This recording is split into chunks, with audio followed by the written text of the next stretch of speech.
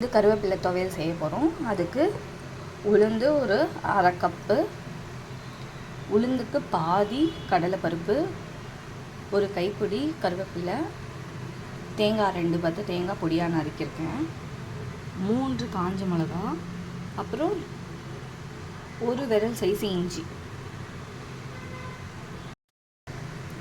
சின்ன சைஸ் புளி, அப்புறம் கொஞ்சமாக சீரகம். கடாய் சூடாகிடுச்சு. அதில் கொஞ்சமாக எண்ணெய் விட்டுக்கலாம், நல்லெண்ணெய் கூட விட்டுக்கலாம்.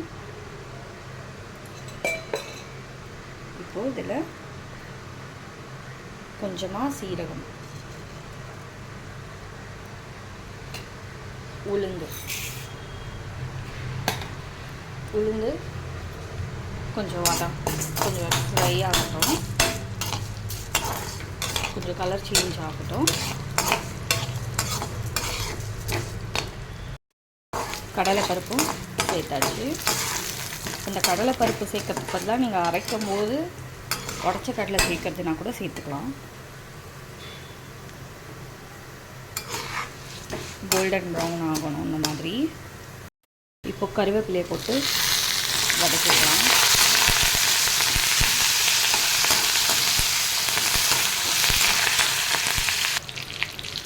காஞ்ச மிளகாய்,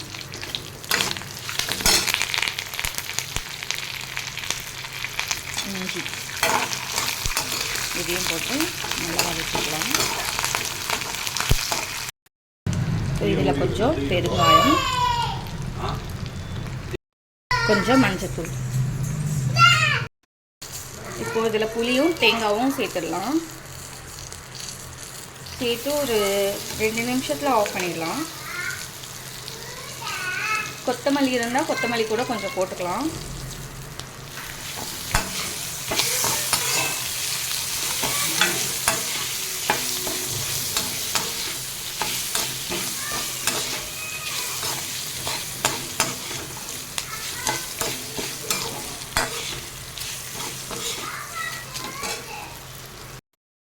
அவ்வளோதான். இப்போ ஸ்டவ் ஆஃப் பண்ணிவிட்டு இது ஆறுன பிறகு நம்ம மிக்சியில் நல்லா நைஸாக அரைச்சிக்க போகிறோம்.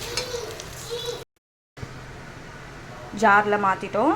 இப்போது தேவையான அளவு உப்பு சேர்த்துக்கலாம். இப்போது இதை தண்ணி விட்டு அரைக்க போகிறோம். சட்னி நல்லா அரைச்சாச்சு.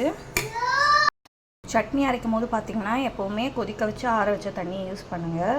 ஏன்னா நம்ம நிறைய பேர் அப்படியே தண்ணியை பிடிச்சி யூஸ் பண்ணுவோம். அப்படி பண்ணக்கூடாது. அது கொஞ்சம் வயிறு பாதைகளை கொடுக்கும். ஸோ எப்போவுமே காய்ச்சி ஆற வச்ச தண்ணியை யூஸ் பண்ணுங்கள். குடிக்கிறதுக்குமே காய்ச்சி ஆற வச்ச தண்ணியை யூஸ் பண்ணி பழகுங்க. கருவேப்பிலை உளுந்த பருப்பு சட்னி ரெடி.